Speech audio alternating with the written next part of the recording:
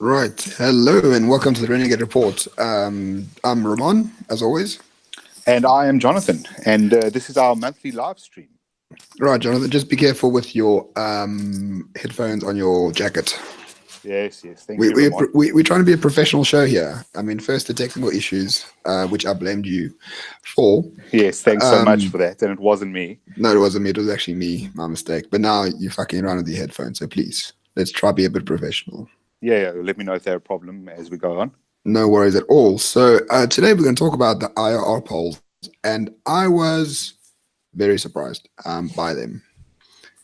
Yeah, I think they were surprising. I think the IRR knew they would be surprising and was quite excited about that release. We're obviously friends with a couple of folks over there, and they had embargoes on them right up until this morning, and actually didn't tell anyone, even in the media. So interesting times.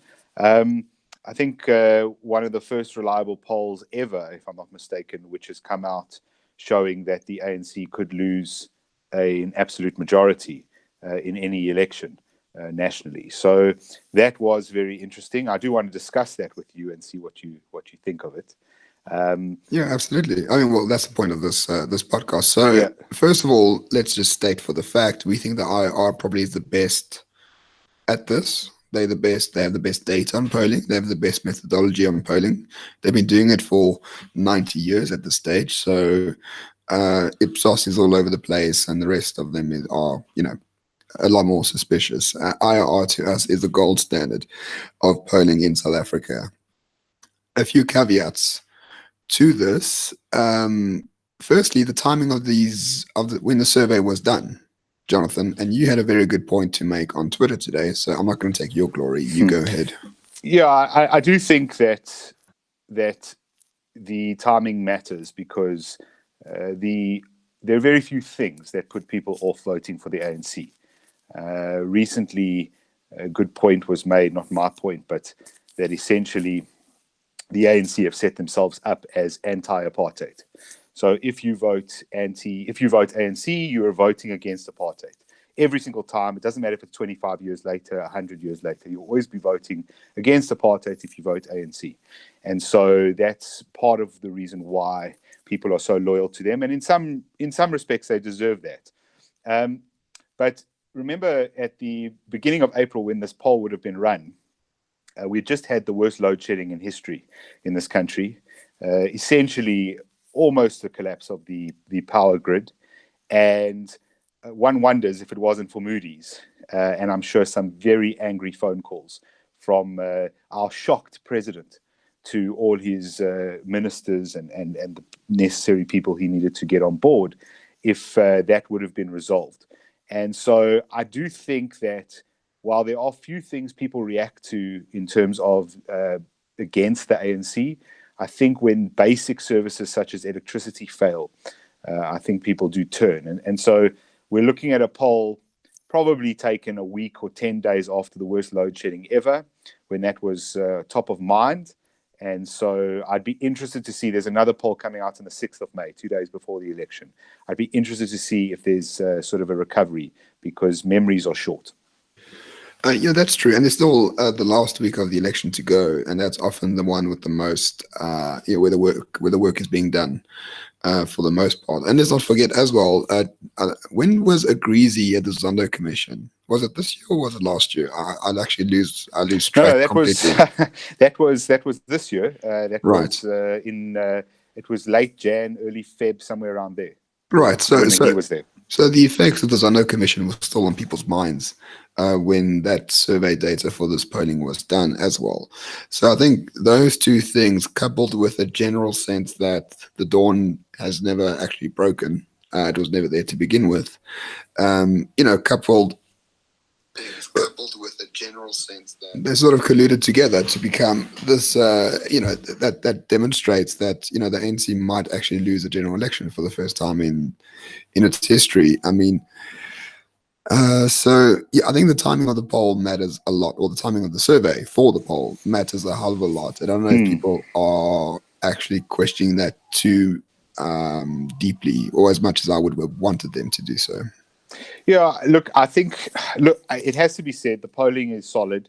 There is a lot of part of that comment I made on Twitter today was poorly worded because I said something to the effect of, um, the sample sizes are small, and as a result, they aren't always as accurate as they could be.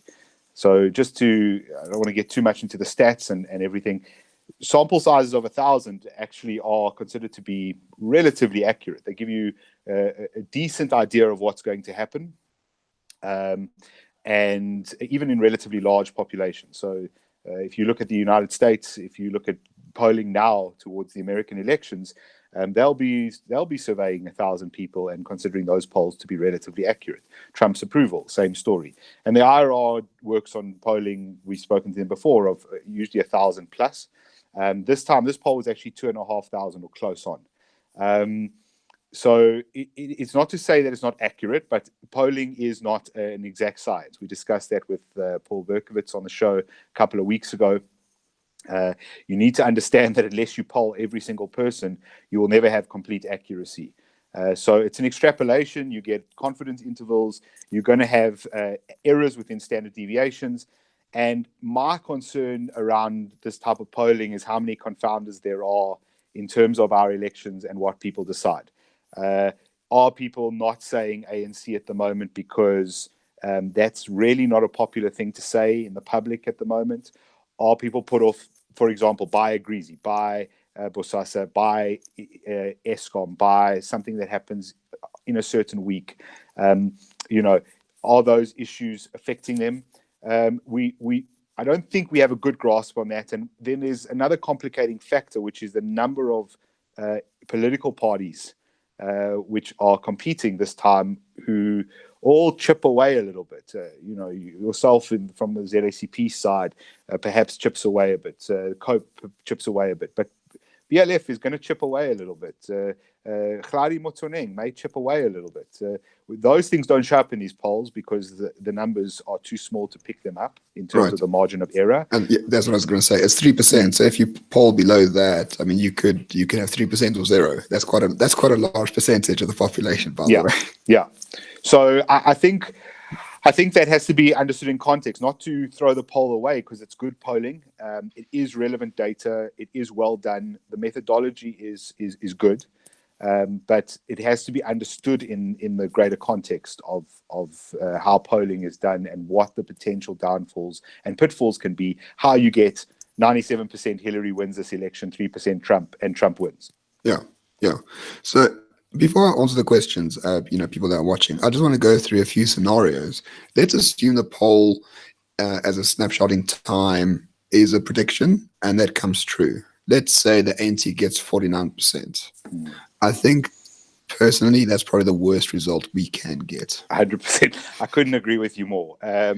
It's funny because if you'd offered me the ANC, not hitting 50% 10 years ago, I would have taken it with both hands. I would have said, wow, that's an amazing outcome. Because at the time, my assumption would have been the ANC doesn't hit 50%, and together the DA and a whole bunch of other coalition parties hit it with them. And at that time, we would have thought, well, it wouldn't have been COPE yet, but it would have been a breakaway party, or it might have just been COPE.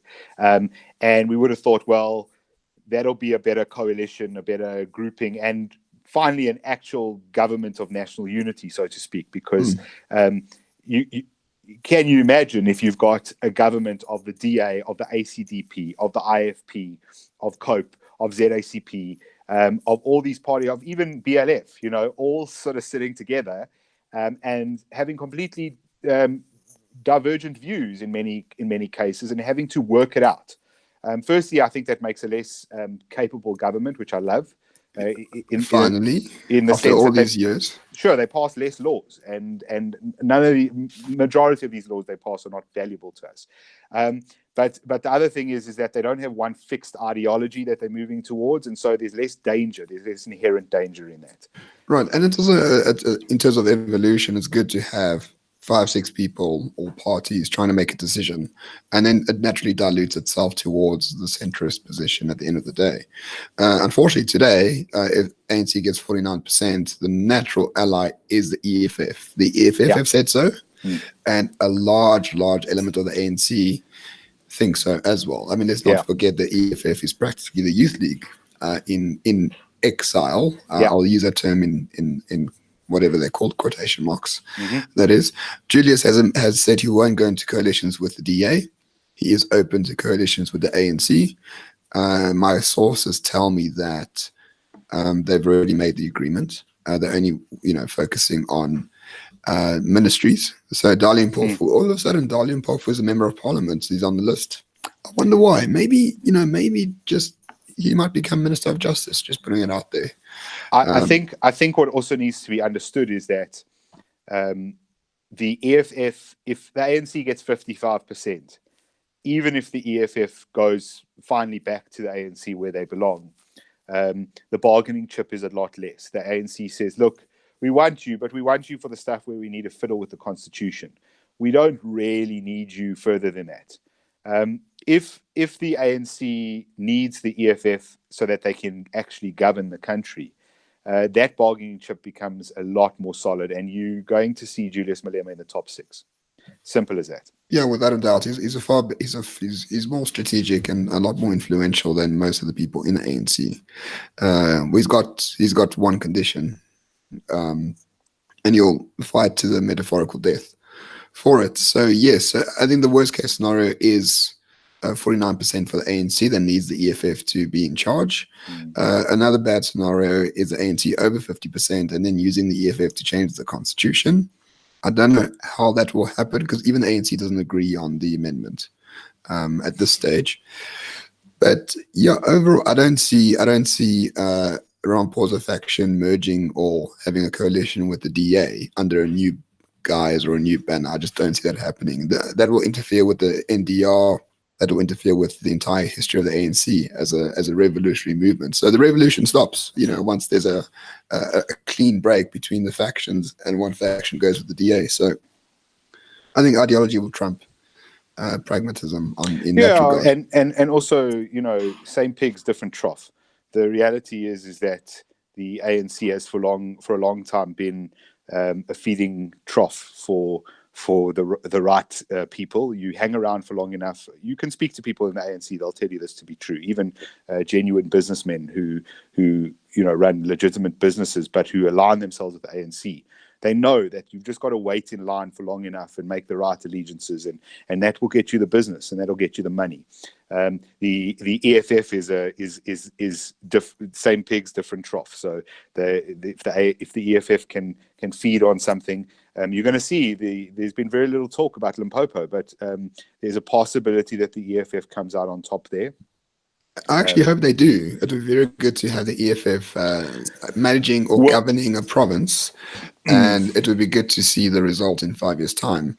Ironically, I think they might actually improve the province quite substantially in 5 years by applying resources into basic services, like all good commies do, for the amount of time that they have money, because they need tax slaves, and tax slaves, require a bit of education, a bit of healthcare. I'd be interested to see, the problem with the EFF, or that perhaps they're typical commies who believe, that the trains must run on time, but unfortunately, while they're on their way to the train station, Julius is the kind of guy who gets very attracted to the Breitling watch in the window of the jewelry store on the way there. And then, he also has to buy the Bentley on the way past there. And so I'm not convinced. I think Limpopo ends up being just looted, essentially. But not more than it is already. It's already a shithole. I mean, come on. I don't know. I think a new government gives them good reason to motivate for funding.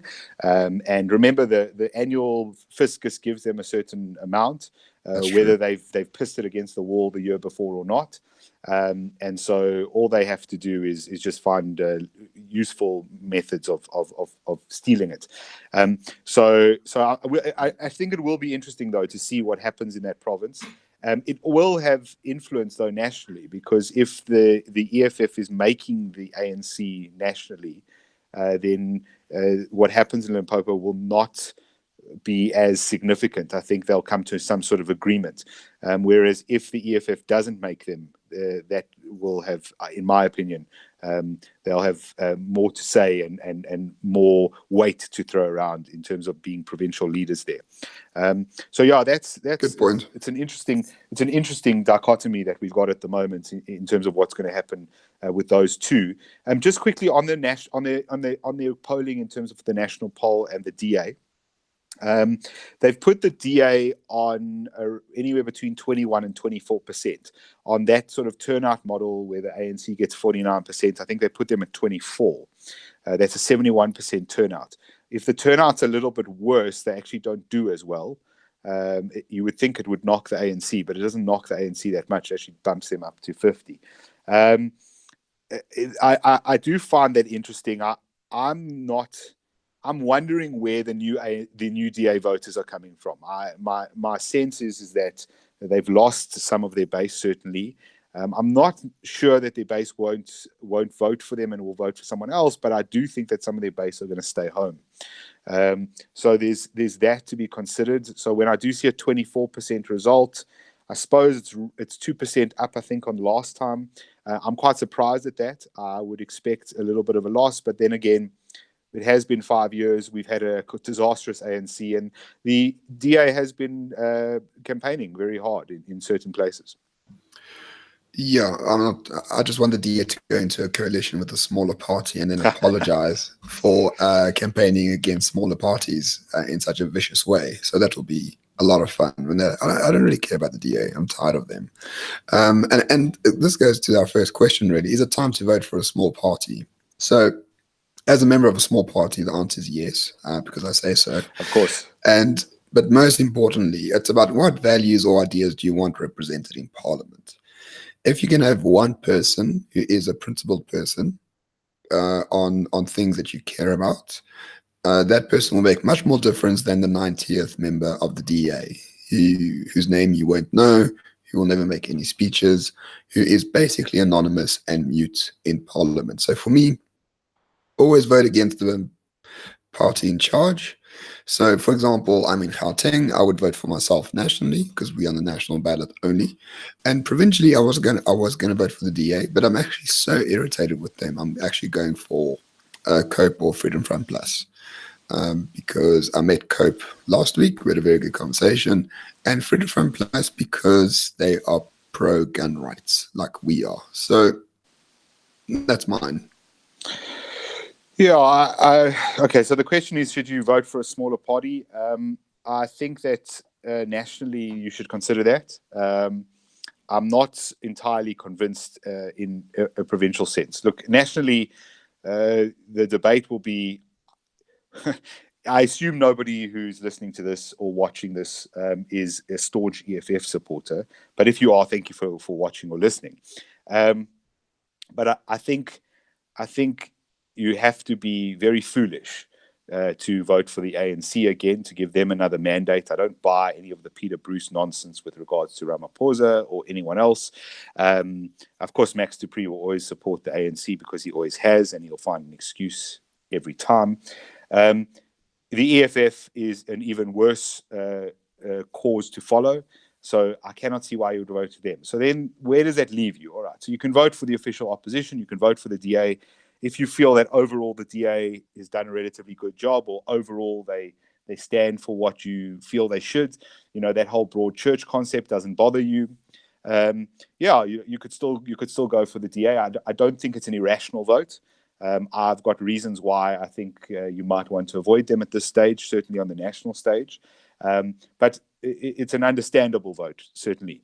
The smaller parties, I think the smaller parties are at the moment where there's more interesting stuff happening. I think the vibrant MPs, I've said it before, the IFP MPs have been impressive in the last couple of years in Parliament. Go back, Google that, YouTube it, and you'll see that. There's Liesl van der Westhuizen, who's excellent. And let's not forget COPE. Deirdre Carter, who's one of the MPs, has put in 3 private members' bills that have gone through. 3. I think that's a record.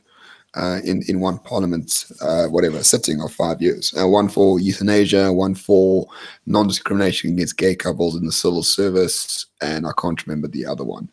But very, very effective MP. And if I wasn't hoping to become an MP, I would have maybe considered Cope nationally, just to keep her in her seat. Yeah, I think so. I think all of these parties bring something interesting to the table. The ZACP is obviously a new party, which also brings interesting stuff to the table. It's the only outwardly completely freedom sort of obsessed party, because if you listen to Mosiuoa Lekota on our podcast, on the extra bit we did with him, he is still quite a statist. But I do think that all of the smaller parties have interesting offerings. ACDP as well. You know, I wouldn't vote for them personally. They're not my values, but I think a lot of people in this country have those values. And while I don't agree with all of them, you know, I think, and I also have half agreement in some areas. For example, corporal punishment, they push very hard on that. I can't agree with their very hardline stance, but I also don't agree with the government getting into people's homes in the invasive way they try to in raising kids. So I would understand anyone siding with any of these parties, and I think these things matter more. You know, one of the bothering things with the DA has been, we've had a few of their politicians into the studio, and kudos to them, but they're like jelly. You can't nail them down. You ask them on a point, and they won't tell you on a point because they're worried that what I say now, if Jonathan's my voter, I'm going to upset Jonathan if I say this one thing, but I'm going to please another DA voter. So they don't want to say anything too much. And the smaller parties tend to feel, well, look, we've got a niche, and we're going to appeal, and we're going to say exactly what we feel, and we're going to go with that. And I think that's something you should consider when you're voting nationally. Just locally, sorry, Mon, I've gone on forever.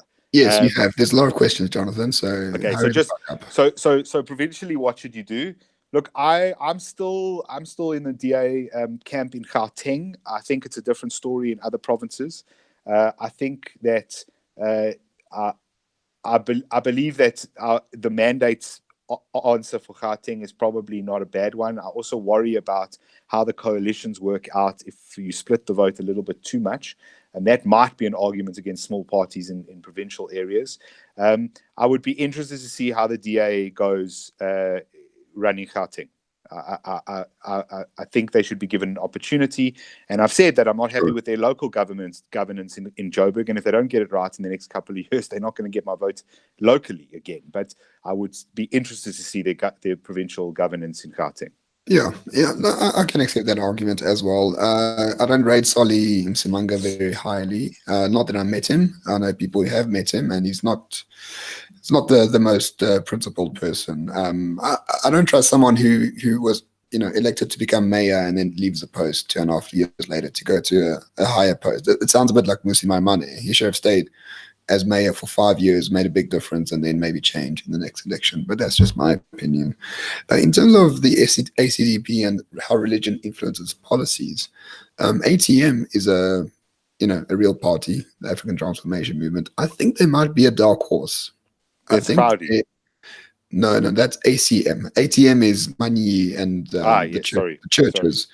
I think they might be a dark horse because they're going after the very conservative Christian vote, and they've got their hands in the ZCC. Now, the ZCC has millions of members. If they can tap into that, they could become the second or third largest party. I don't think they would at this stage, but I wouldn't write them off immediately. I just don't know what new thing they are proposing that hasn't been covered by the ACDP and the DA in some aspects. So I don't, there's no clear blue waters between them and ACDP. Yeah, nothing further on that. What's our next question? All right. Do you think that the general lawlessness, riots, protests, arson, etc., will subside after the election, regardless of outcome? No. If not, will it increase? No, I think well, depending on outcome, it will increase.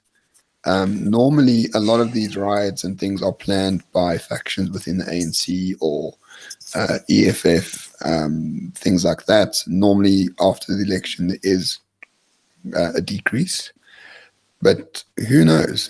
I remember before 2016, Pretoria was on fire because the ANC wanted to put in I think it was Toko Didiza as the mayor, Yeah, mayoral candidate. yeah. People She got was, very cross with me for tweeting a photo of New York after the Avengers battle, and I I said, remember that. you look at Pretoria this morning; it's completely destroyed. People got But, but, very angry. but the big problem with Toko Didiza was that she was, or she is rather, a Zulu. And they weren't happy about that because in Pretoria, Tswana and something else. I can't remember the ethnic tribes, but there was like tribal issues rather than Toko Didiza as a person itself. I think after the election, we're just going to have a shitload of load shedding, if I'm really honest with you. And who knows what sort of riots and protests that will cause. Can I? So the trends are that protests have been increasing year on year for the past, I think it's about 8 years, if I'm not mistaken. We have several thousands of service delivery protests at this point every year. They don't come down in numbers; they don't decrease. And we have another issue we're not talking about in this country, and that is policing. So the police have admitted that they are unable to fulfill their mandate. They said that on record in Parliament. It's part of, I know, your guys' platform in terms of gun rights.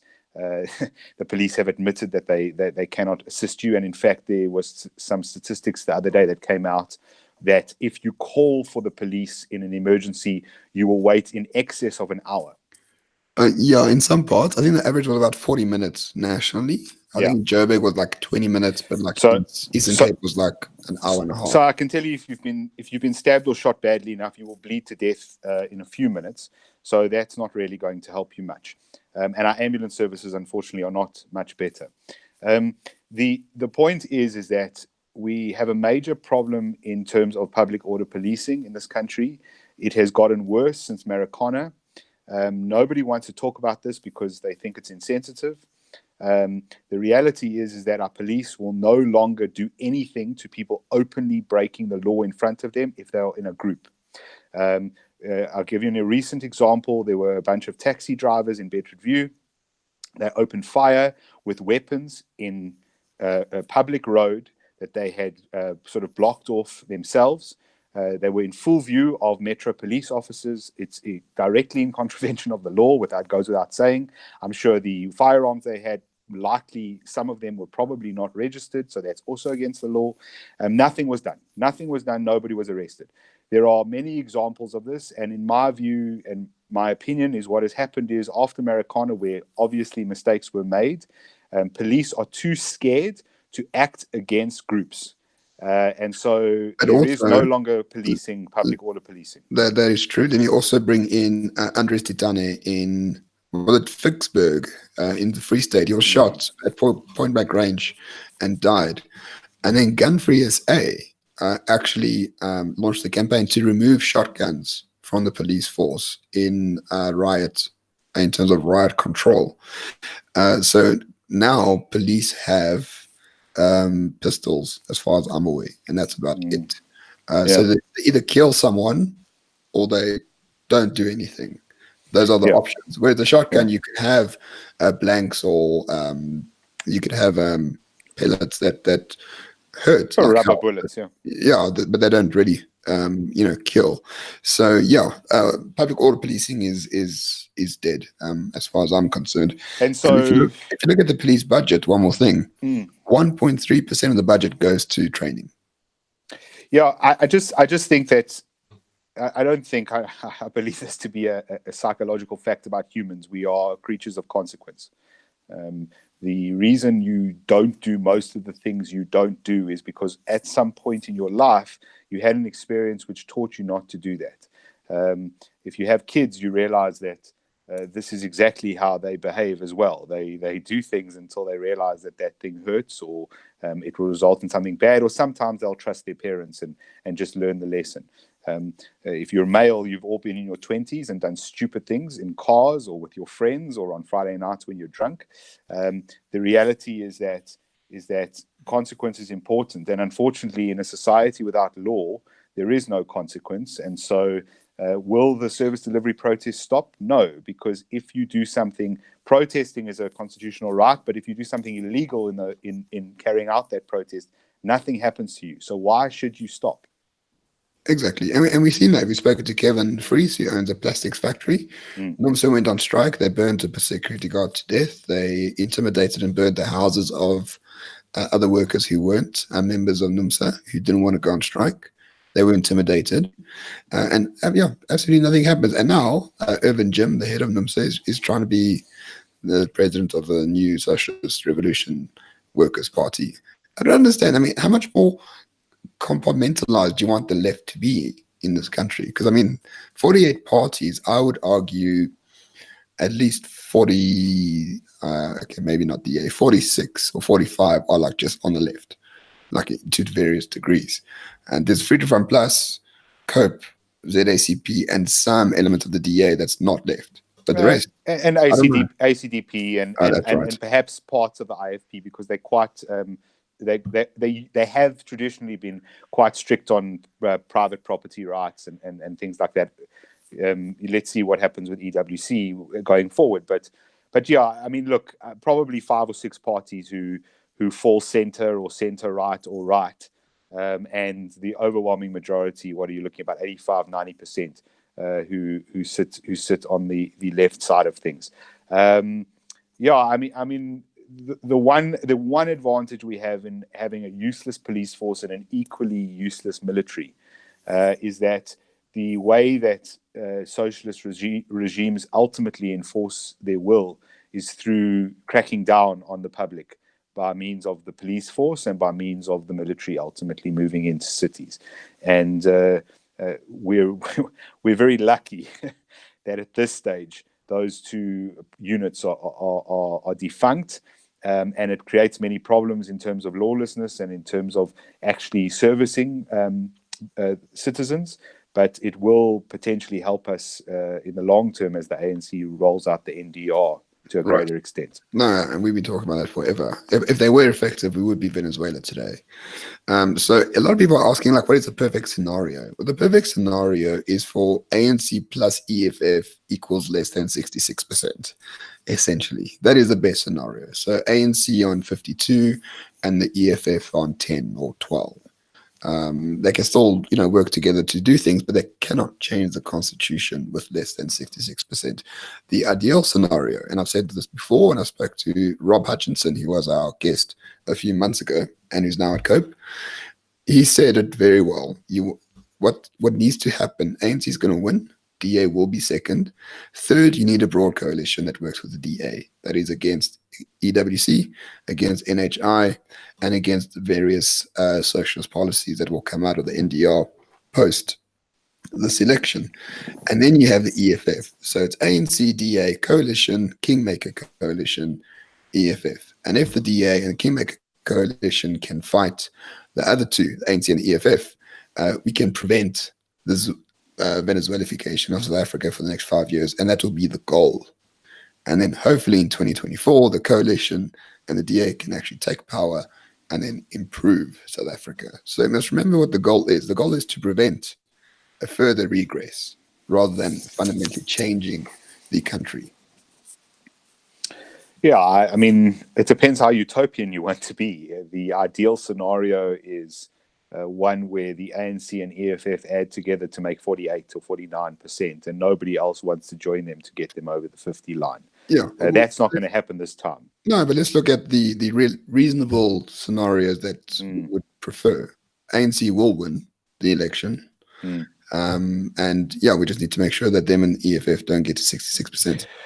So I would hope that the ANC wins the election with greater than 50%, because I believe they're going to win. I know because Cyril needs a mandate. Cyril needs a mandate, Jonathan Witt. He's going to clean up. That's not the reason, because I don't want Julius to have too much power within the ANC. And if the ANC has more than 50%, Julius will have power in the ANC, but he will have less power. I also think there's an opportunity for smart people in the ANC to outflank him. Julius is an incredibly clever politician, but please remember that Didi Mabuza was nobody until Nasrec. Not in the sense that he wasn't a premier. He was, and he had power, and he had already some provincial control, but nobody saw him coming. nobody would have told you before that conference that Didi Mabuza would be our next vice president. All the journalists, all the political pundits, someone who is on top of the stuff, who has all the ANC politicians on speed dial, Stephen Grootes, didn't see it coming. The reality is that if you put Julius in a room with Didi Mabuza, Ace Magashule, Gwede Mantashe, and I'm not sure where I rank Cyril in all of that, but in the same room, I don't know if Julius wins. And I don't know if he comes out best. So if the ANC gets above 50%, Julius has some control in the ANC, but they're clever in that they bring him back into the fold and then find a way to let him destroy himself in that fold, but while keeping the EFF votes, or seemingly keeping those votes. That might be the most ideal scenario as we build towards 5 years' time, where people have seen, all right, the ANC still doesn't work, because they won't. The EFF united with them also doesn't work. And perhaps there's some more desertion of both of those parties, and more support for other ideas and other parties.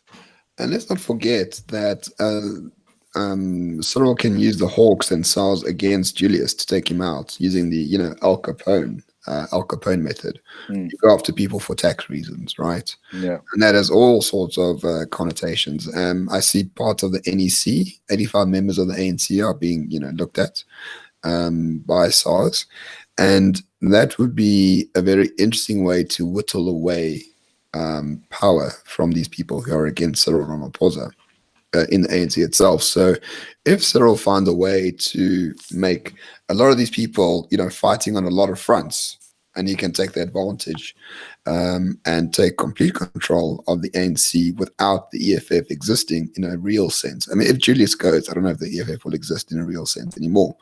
And let's say he really wants to be a reformer, and he really wants South Africa to, grow at 6%. That could be his way out to do it. But I just don't see that happening for the moment. I really don't.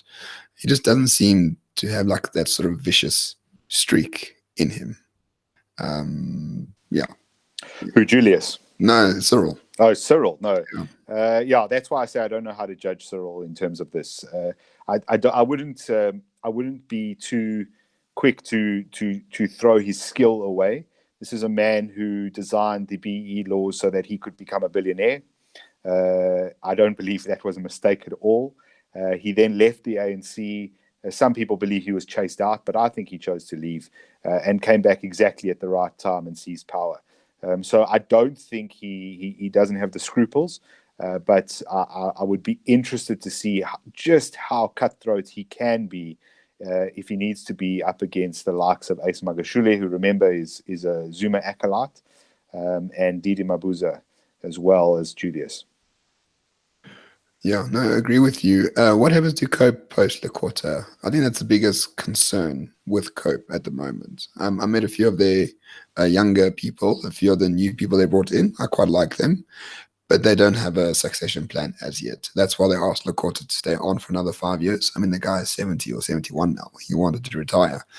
But they said, the party's been fractured for like 5 years. Let's rebuild and then have a succession plan. So we don't know what happens to COPE post Lekota. There's competent people in it. Jared Delport is pretty good. Rob Hutchinson's very good. William Madisha, I suppose, is all right. Deirdre Carter's very good as well. But for the moment, it's too early to tell what happens post Lekota. Yeah, look, I think also the problem they have is that they may fall down the trap that the DA fell down, which is playing identity politics. Mosiuoa Lekota goes, Rob Hutchinson's an interesting guy, and I think he'd be an interesting leader of that party, but I think they'll fall down the hole of going, no, we can't have an old white guy. Sorry, Rob, not that you're ancient, but we can't have a sort of 40-something-year-old white guy as head of the party. We need to have some black dude. So that remains to be seen what happens after Mosiuoa goes. There's a lot of things that can happen. If COPE has a good showing, you never know who leaves the ANC, perhaps, who didn't make it into parliament and moves across. You never know who leaves the DA if the DA doesn't have as good a showing as they should have. And, Jared was from the DA. You could have more members leaving the DA for COPE if COPE showed itself to be more of the party that's willing to champion liberal rights. So it should be interesting, but very difficult to predict. Yeah, no, absolutely. Would an independent Cape ever be possible? Yes, just not at the moment. Just not at the moment. Here's where the Freedom Front Plus falls apart. So if you read the manifesto, it's like 95% brilliant. And then you get to like the Council of Afrikaners. And you're like, okay, then you read the Council of Afrikaners like must form part of like the tribal leaders, whatever, of South Africa, and they must determine equal rights for minority Afrikaner rights and shit like that. And you're like, that sort of secession talk, that sort of that lager mentality is very off-putting to most of the country. The large majority of the country is very opposed to that, because the Rainbow Nation thing still exists to some degree. I mean, still people want it to work. So I think secession will happen de facto, not de jure. I mean, if it carries on like this, the national government will lose a lot of power. There's no army. There's no real police. You'll have pockets of people just, taking over services and becoming independent. And then that will just grow and grow and grow until there's a wall across the Karoo with drone armies. Then you got real secession.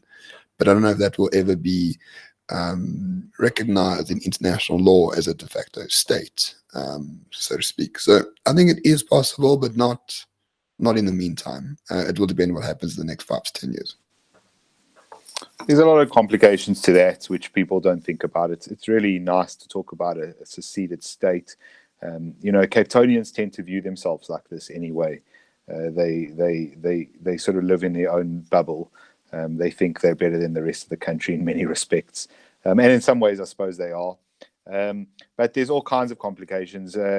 Can you get to secession? Can you get to, the building of the wall and drone armies when you don't yet have your own currency and the rand goes to 300 to 1 to the dollar or 3,000 to 1 to the dollar, and suddenly drones don't cost you 30,000 rand, they cost you 3 million rand, and you actually only now have 300 rand because of massive inflation.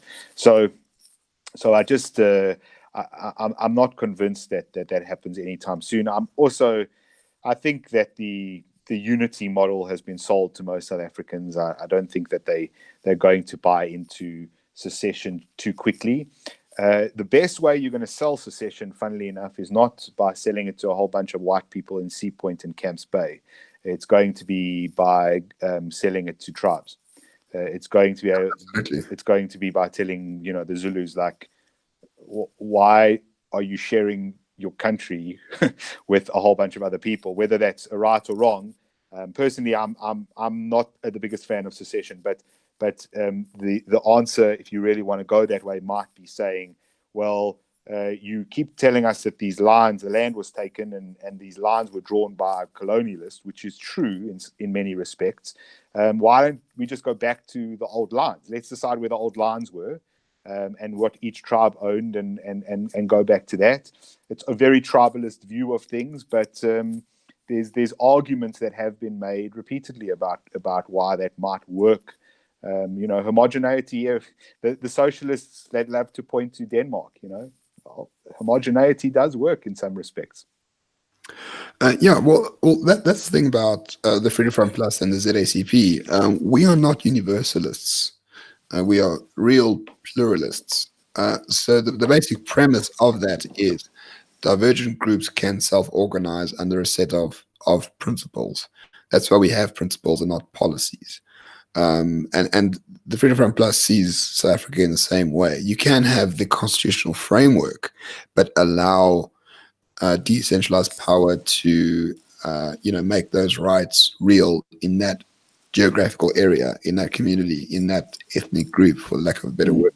So vouchers could work well in the Western Cape, but Limpopo will need charter schools, for example. It's still the right to education being fulfilled, but in a variety of manners. To have the centralized, universal dispensation where everything applies equally, like BE applying to the Western Cape, is the most retarded idea I've seen yet, because there's just not enough black people in the Western Cape, to fulfill race quotas. So of course, you're not going to fulfill them in the Western Cape. So pluralism might lead to secession much later on, but I think people will become rather satisfied with what they have under pluralistic society, so they wouldn't necessarily want to secede. Yeah, I also think, that whole point is to do what most Western countries have done, and America is the best example of this, which is you have a set of ideals, principles, values that everyone abides by. That's what it means to be an American. What it means to be an American is, that you live in the land of the free, which means you have free speech. It means you have a right to protect yourself and your family. It means you have ultimate property rights on everything you own, from your ideas to your actual physical property. It means that you have justice and equality before the law. Those are the general principles. That's what it means to be an American. And then if you want to celebrate Christmas, and your neighbor wants to celebrate Hanukkah, and your other neighbor wants to celebrate a bit later in the year Eid, there's no big deal, because, yeah, that's cool, but you're all Americans and you all believe in the same ideal. The same would apply. Canada gets it relatively right. The UK gets it relatively right. A lot of the Western countries do. Where the turmoil comes in is where people are coming in and trying to upend those values and those principles and change them around, or try to separate themselves within the society into different values and principles, and that creates a lot of conflict. And I think South Africa isn't a country that can't do that, but one of the problems we have at the moment is people are trying to just get by and they can't, so they tend to revert to finding issues with each other. And the ANC has a plan, right? And that plan means restricting freedom, not increasing it. And restricting freedom means there's choices, it creates more conflict, etc., less resources to go around. So, yeah, I mean, the NDR is the antithesis of a free society, and that we know. So just one last thing on secession. Karakol makes a good point. Catalonians have, taken to the streets in the millions. They still don't have secession, despite voting for it, and despite it being very, very popular in Catalonia. They still don't have it. I think the leader of that secessionist party is still in prison to this day. So, yeah, Rainbow Nation can't work when racist parties are running a country. I think the Rainbow Nation thing was very good propaganda for its time. I don't think it can work in the real sense. We do prefer a decentralized state and letting groups determine for themselves how they will affect the principles of the country, as Jonathan just said. Jonathan, anything to add from your? No, there was a question about the regulation of industries, specifically medical, gazetted rates for procedures or complete freedom. Marlo was asking about, ZACP, you can give an opinion on it, and then he asked from my perspective on the medical side. So I don't know, regulations, you want to just talk to that quickly? Excuse me. I'm against regulations, generally speaking. I had this argument with someone when he said market failure is real. I said, well, market failure is unintended consequence of regulation. If something doesn't work, it doesn't make a market failure. It just means that people don't like it in a free market. I have very little opinion on this because I don't have the knowledge. So I think you should lead. Well, just on the medical side of things, we are already regulated. There isn't gazetting necessarily of rates, although there is some limitation in terms of billing. So the reason why your medical aid will pay a certain percentage of a claim, for example, and most doctors buy into the system as a result of that, because if they don't buy into the system, then they can bill more, but they essentially get exceptionally restricted in terms of the patients they can service. There's regulations all over the healthcare sector already, which make healthcare far more expensive than it needs to be. I've given the example on the show once before of a midwife who I knew who wanted to open up a clinic to deliver babies, and she wanted to charge somewhere in the region of 800 rand for people to have natural births in a small little clinic, and the health department wouldn't let her open up because 2 hospital beds couldn't fit side by side in the corridor of the sort of small clinic or ground floor retail space she had found. The fact that would never have been necessary because it wasn't a hospital is besides the health department, so that just never happened, and so you can't have the cheaper service. That's just one example of many. I think that relatively speaking, there should be deregulation. I think there's an argument to be made for some regulation where there's danger to life, but overall, I think that it's a mess when you try to regulate these things. Right, that leads to market failure. But I mean, deregulation will never happen. I mean, they want to regulate Derek Hanekom, the very brave white man in the ANC now, all of a sudden found his balls and his voice. He wants to regulate Airbnb. He wants to tell Airbnb owners how much they could charge, how many people they can into their whatever accommodation. It's fucking absurd. And here's the thing, right? And this goes back to opposition politics. The average DA voter knows what an Airbnb is. They sort of get the concept. Maybe they used it before. Why haven't we heard about this before it was opened up for public consultation? I mean, that's not good opposition. This should have been, leaked or whatever the case might be months and months and months ago, because these things take years, to write up these regulations. And we're only hearing about now when it's just about time for it to be signed into law. Well, I mean, the conspiracy theory might be that the hotel groups, in fact, are behind a lot of this, which I think certainly from a lobbying perspective they are. And who knows, maybe they've been lobbying all the parties. Remember, the DA has a very, very bad nannying streak in it, and they do like to control things a lot. If you look at the Western Cape, they've put in several controls which are completely nonsensical, that interfere with things. For example, recently they put in controls on solar power generation, which makes solar power generation essentially a stupid idea to do at home because of how they've limited outputs. So the reality is that the DA does like to do things which they think are good for you, and probably aren't. And I'm not entirely of the belief that they couldn't have been persuaded by a hotel lobby coming to them and saying to them, listen, we're losing a lot of money and this is hurting jobs and people and all the rest of it. And of course, unsavory stuff happens at Airbnbs, which doesn't happen at our hotels. So there's no drugs or orgies at hotels ever. No, never. Of course not. But only reason I go to a hotel, to be honest. So I don't know if that was just a lapse on the part of the DA. I don't know if there's like a little bit of support for having more of a controlled industry. At the end of the day, the hotel business is predictable. You know what it is. They have to. This has been the argument of the hotels. We have to register for everything. We have to do health and safety.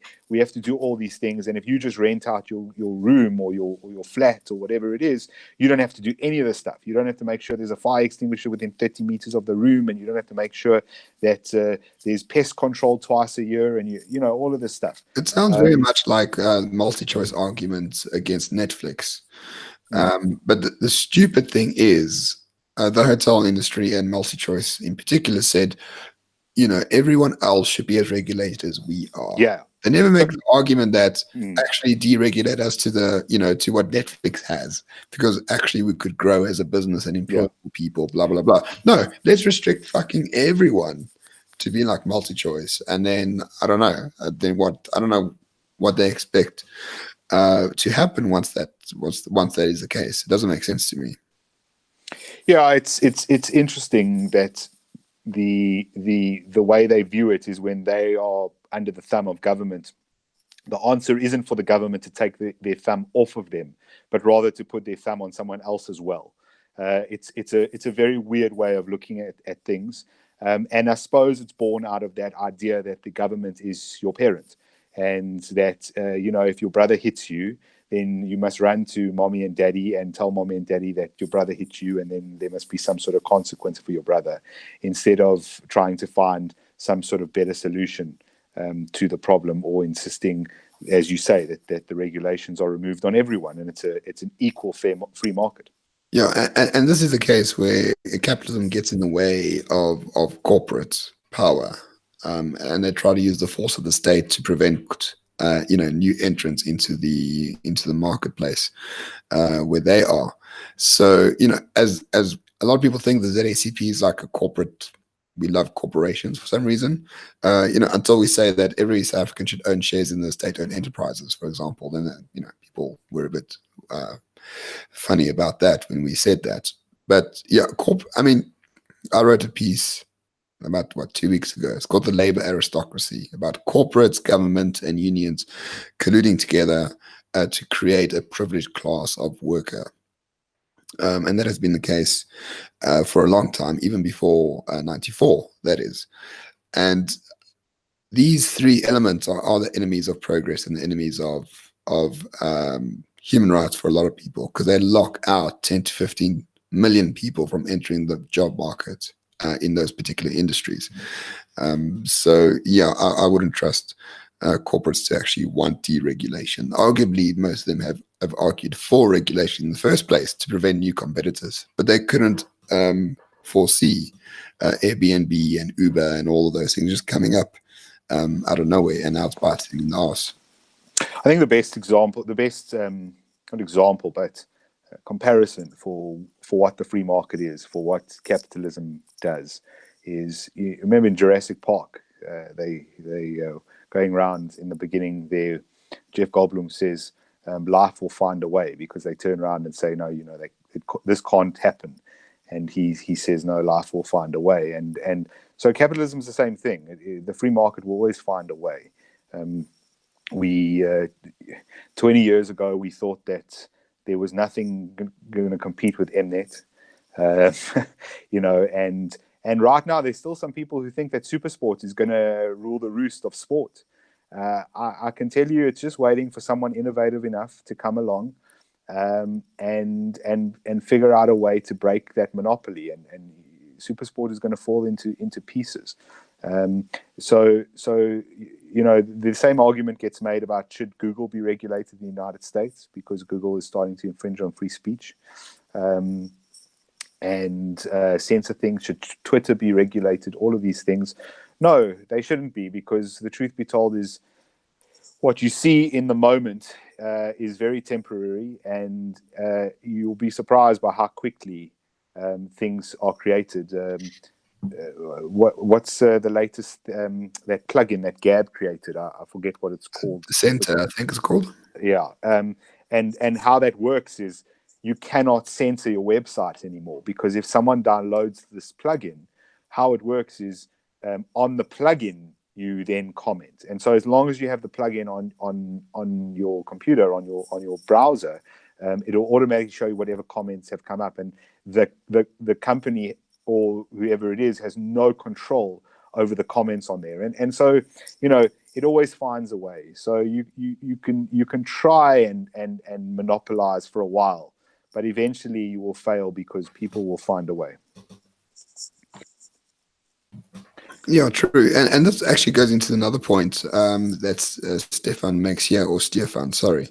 MultiChoice, says they won't air anything to do with Steve Hofmeyr, even if it's like archival footage, which is like, listen, we spoke to Steve Hofmeyr, and he made us sound like a bunch of, snowflakes at the end of the day. Yeah. He has very strong views, and I disagree with most of them. Go listen to that podcast, actually. Yeah. 2 years back, I think. Yeah, it was. It sounded as if Steve was sitting across the table from like Adrian Basson and Max Dupree. We sounded like proper lefties, because the reality is that while I think we would have very similar beliefs to Steve in terms of free speech, private property rights, those types of things, When we get down into the weeds, we fundamentally disagree on things. Yeah, like race and IQ and culture and all that stuff. I mean, it's important in some respects, but I think he places far too much importance on it. Now, Steve's crime, the biggest one, is he had a tweet that I still don't understand. Something about black people wanted apartheid, or they caused it, or they were the reason that it happened. Something like that. I still don't know the context. I have no idea what he's talking about. Sorry, I don't know the tweet. All right. It was about 4 or 5 years ago, I think, at this stage. Now, out of all that is fucking holy, Jonathan Witt, I think I read more vile stuff every hour on Twitter than what Steve said 5 years ago. And they keep bringing this tweet up as a means to shame him. And maybe it is shameful what he said. I still don't know the context, so I don't really know what he's trying to say. But how can that person be like the thin edge of the wedge? The straw that broke the camel's back is Steve fucking Hofmeyr. Like, I just out of anyone, well, I'm interested. Not Andile, not Julius, not I don't know, whoever else who's white that is really hateful. I can't think of someone right now, but or the Hutful Gatonians guy, a dead politician's a good one politician. Like, all those things are like, hateful things, and they should be allowed in a free society. But how? Why is Steve Hofmeyr before anyone else? I don't get it. Yeah, I mean, I if I was going to play devil's advocate in terms of multi-choice, I suppose the answer would be, look, Steve is an entertainer, so Steve actually produces content which goes onto their channels. You can make the argument that the politicians do too, but their counter will be, well, they're politicians, and so it's probably they would say it's a different standard. Now, that may be a double standard, but that may be their argument. My bigger concern is, okay, cool. So, look, you're a private entity. You can restrict Steve if you want. You can never show him, and people will react if they want to. Some people have said they're going to cancel their multi-choice contracts. I have to say, guys, if you still have multi-choice contracts, I don't know what's wrong with you. What is this? Fucking 1996. There's Netflix, and there's other ways to watch the rugby, and really, you need to. We all need to kind of move on in the world. But if you still have a multi-choice contract, you want to cancel it because you don't agree with what they've done, great. I think you should have probably cancelled your contract when they started screening Oprah. But there's lots of reasons to not be with them. All that said, who's next? So what else is offensive? You're going to have Steve's gone, cool. Is someone else offensive? Chris Chameleon has some pretty rad opinions. So are they going to find those offensive soon? He had a tweet the other day I think people reacted poorly to. So is Chris Chameleon going to get banned next? Is he who they're going to go after? If you and I appear on one of the shows, are they going to say, well, those are right wingers, alt righters, of course, and next time I go on I forget the show with editor of Report. Valdemar Pelser. If one of us goes on his show, are they going to go, no, those guys know more, and we're banned from appearing on their network? The real question is where is the line on this stuff? Because it doesn't seem to make sense, as you pointed out. There's no clear idea. I have a sort of a bit of a disagreement there. I don't think there should be a line. I think it should be as arbitrary as multi-choice wanted to be. Sure. I think the difference is today, multi-choice is just not in control of content at all. Steve can just live stream his gigs or vlog or do Facebook Live or use Periscope or fucking whatever, use Snapchat, whatever that is, to get his message out. So look, Ramon, can we also just say about Steve is that Steve is not the artist he once was in terms of size and in terms of his popularity. I would actually disagree with you, Jonathan. I'm not saying it in an insulting sense. I'm saying what they've done is they've caused a sort of Barbra Streisand effect. Sure. Where they've taken a guy who still gets people to come to his shows, who still sings and still entertains people and still He's more puts out. popular than Jonathan. He's more popular than ever. But what I'm saying is they're amplifying his popularity. Oh, of course. No, but that's the inherent risk with deplatforming. Yeah, sure. So I'm not taking anything away from Steve. I'm just saying that I just think this is such a. If you really don't like Steve and your intention is to hurt Steve, I'm not convinced that any of this has actually hurt Steve. I think it might have very much helped him. Yeah, he's probably grinning at home right now, rolling around in money that we don't have on the show. So if you want us to roll in money, you must support us, whatever the link is. It just shows how serious we are. All right, so let's see. Just one last thing. Voting for a smaller party will benefit the ANC and EFF. Do you think this tactic is working? I don't know. I don't think so. I think there's one thing voters don't like is being taken for granted. And I think the DA have fallen into that trap where they've taken minority voters for granted. Yeah. Are you saying who's taken them for granted? The DA. They've taken minority voters for granted. I think that wasn't the case until a couple of years back. The DA's major problem is that they've taken their entire base for granted, which in the early 2000s was very much minority voters, and called a spade a spade. It was white people who were more on the liberal side, but didn't feel a kinship with the ANC for whatever reason.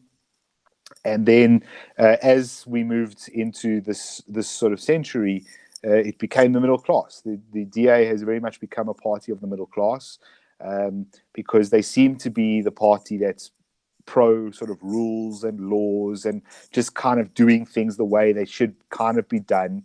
And the middle class tends to like that.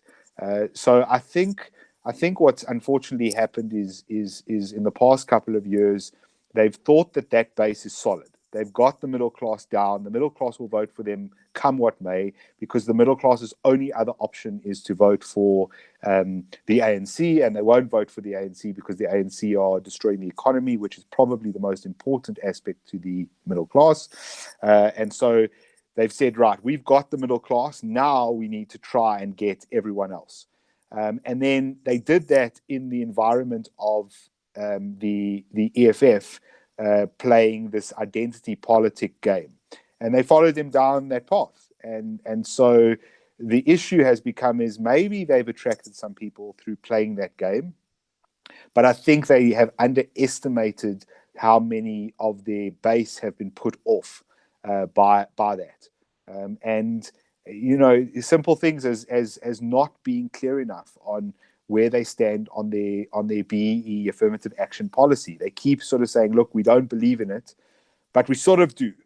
And then they get someone in policy who goes, we do not believe in this. And then they don't give her the resources to create the sort of systems within the party to show how that is going to work. And then she leaves, and then they sort of go back to, we kind of don't believe in it, but we sort of do. And so you've got this mixed messaging, and I don't believe black or white, anyone in the middle class wants to be given anything, because you don't get to the middle class by handout. You get to being in this country, crony rich by handouts, but you get to the middle class by hard work. It doesn't matter what race you are. Well, and good education, which is rare. So the middle class is actually quite a protected class as well. Thanks to the public education system. So unless you go to a formal Model C school or to a private school, there's very little chance of you being in the middle class. And that's the people, banging on about inequality between races. Absolute bullshit. There's huge inequality between people who have a job and people who don't have a job. Or people who know how to do arithmetic and people who don't.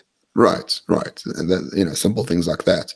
And unfortunately, many people don't know how to do arithmetic because we have the worst public education system in the world, despite it being the most expensive in terms of proportionally in terms of GDP.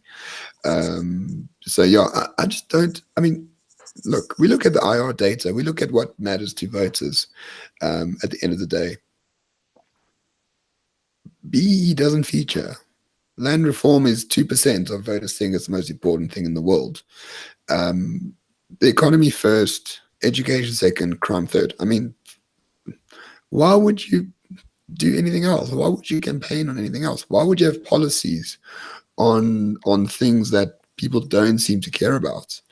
It's the weirdest thing. If you like BE, you'll vote for the architects of BE, the ANC. If you really want land reform, you'll vote for the EFF, because that's what they stand for. As the DA, why are you trying to sort of middle around with these very muddy concepts in the society where 50% of the youth is unemployed? I just don't fucking get it at all. Yeah, look, I think to give them some slack, or to give some understanding to that, it's that whole concept of the broad church. They believe that if they can include a multitude of views within their party without pissing anyone off too much, they'll get the votes. I've said for a long time, I think that's an error. I think it's an error in the DA. I think it's an error in world politics. I don't think that's where politics is anymore. I think voters are far more astute. I think they hate hypocrisy. I was having an interesting discussion with Russ Lamberti the other day about, when people say this is what caused Donald Trump. I actually think the one thing that it all comes down to is hypocrisy. I think people have been lied to for decades. They were lied to about Social Security in the United States. They were lied to about Vietnam. They were lied to about the Cold War to some extent. They were lied to about... I think it goes deeper than that. I think that the values they held dear for generations and generations were dismissed as pathologies in the last 50 years. That's also happened on top of it. Right, to be a civic nationalist, to be proud of one's identity, to be married, to be monogamous. But it all still comes down to hypocrisy, because at the end of the day, you'll have someone like Barack Obama will embrace intersectionality, which says that all of these traditional values are terrible, but he lives himself married to his wife with 2 kids, a very conservative lifestyle. And so the rejection of hypocrisy is out there, and people, I don't believe they want people to be wishy-washy. I don't believe they want wishy-washy politicians. They want people who are willing to stand by something, to be affirmative on that, even if they cop flack for it. You see this happening. Yeah. The UK, let's use an example that's current right at the moment.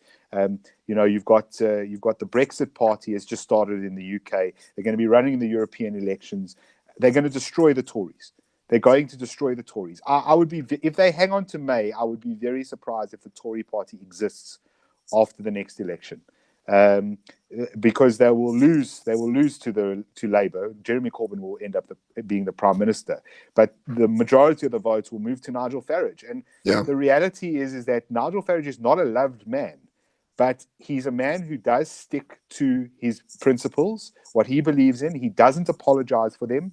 You may disagree with some of them, you may like some of them, but people like someone who says, this is where I stand and this is what I believe in, and I'm not changing just because you shout at me or just because you tell me I'm a bad person. Tell me why my idea is bad. Yeah, or you tell me that I'm offensive.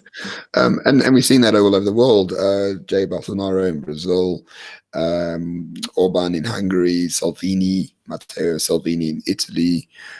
And you can see who isn't sticking to that: Macron, Justin Trudeau, Theresa May. Those sort of people are very wishy-washy, and people just don't like it.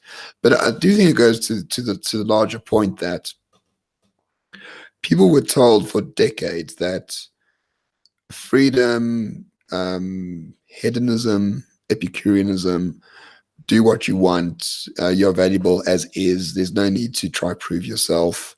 All that stuff has happened, and people are just overdosing on drugs and they are committing suicide.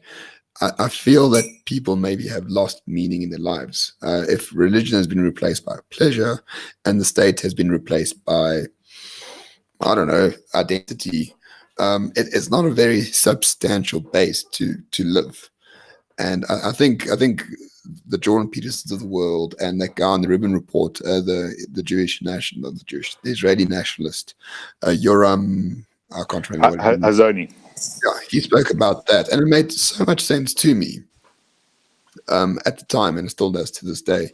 I think people are craving a sense of identity in a more national way, and that identity will cascade down to their personal lives as well. And I think that's happening. We'll see. We'll see what happens. But in South Africa, the ANC identity and the liberation identity and South Africa as is identity is still very strong. But once the ANC loses power, yeah, then that's when the real work will start. There won't be a majority party again for a very long time. Well, I do hope you are correct about that.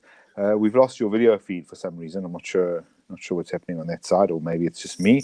Do you want to wrap it up for the evening? Yeah, sure. Well, I can still see myself, so I am here. So, I mean, I hope people enjoy the live streams. I quite enjoy the live streams. This is our second one, and yeah, is EWC going to happen? I don't know if it's going to happen in the way that they want it to happen, if I'm really honest with you. I think they'll be very shrewd about it. They will use, Anthony Jeffrey made this point, there's 400,000 land claims outstanding. So they'll change the law to become custodian of the land rather than expropriate the land. So through a slip of the pen, the state becomes the custodian of all the land. So they won't actually remove you from the land or drag you away kicking and screaming, but just change the law to become custodian, and then they can sort of control it after you die, or if you want to sell it, they can determine what happens to the land. So I think they're going to be a lot more sneaky about it rather than just outright land grabs and things like that. It's kind of the way the ANC does everything. They kind of change it so that it's kind of this toxic sludge that leaks in under the door. You don't notice it until it's sort of 3 feet deep, and then you kind of realize it's there and there's nothing you can do about it, and it is what it is. BE kind of did that. They didn't go out and enforce it. They didn't walk into companies or into boardrooms and go, you will hire this person or you will fire this person. They just slowly sort of changed small little things here and there, and they allowed for certain types of fronting to happen, and over time it becomes insidious in nature. They've done that with the tax laws. Go look at what's happened to capital gains. Never used to be as much as it is now.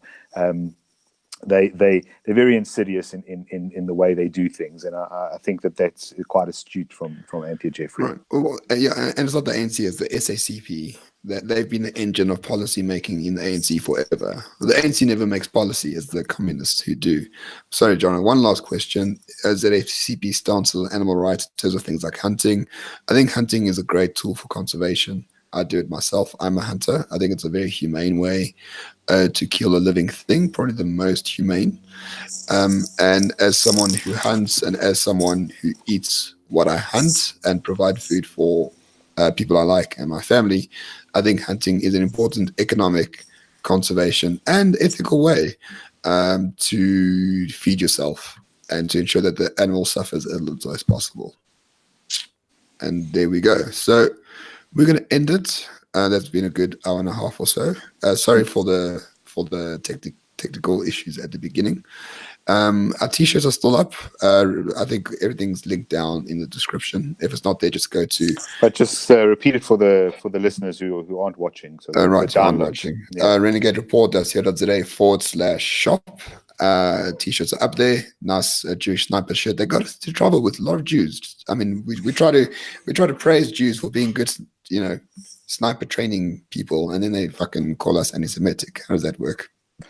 Yeah, so obviously you can also go to the website to look at some other content there, and if you would like to donate towards the show, we are, as we always promise, we are trying to constantly improve the show and add to it. There is some technical stuff happening in the background, which hopefully will become apparent quite soon. As always, you can find us on Facebook, the page and the group, on Twitter @renegade_report. Myself and Ramon on Twitter as well. I'm sure you know where to find us by now. As always, thank you for watching and listening. Right, and vote ZACP. Ramon I Ramon, do vote think that vote whoever you like for. Vote for whoever you like. as long as it's someone I like as well, ZACP is the best choice. We'll give you everything you want. I'm Pu- staying neutral on this. We'll Public holidays every month, food, a chicken in every pot, a car in every garage, and Okay. investment portfolio I in the don't know. I don't Cayman know Islands. why. I don't know why Gwen Montashe has taken over the show, but thank you very much for listening, and we will catch you next week. See you next Cheers. time. Cheers.